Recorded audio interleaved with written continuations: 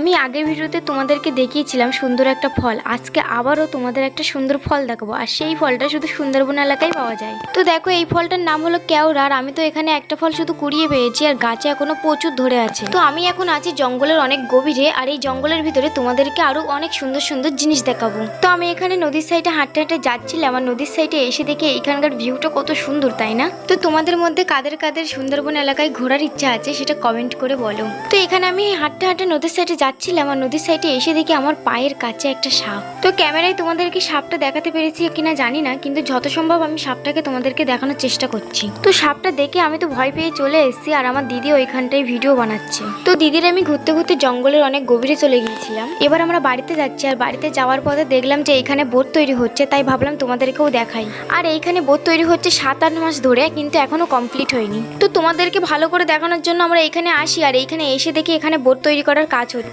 আর আমার চ্যানেলে এরকম নতুন নতুন ভিডিও দেখার জন্য আমার চ্যানেলটাকে সাবস্ক্রাইব করো। এখনকার মতো বাই বাই।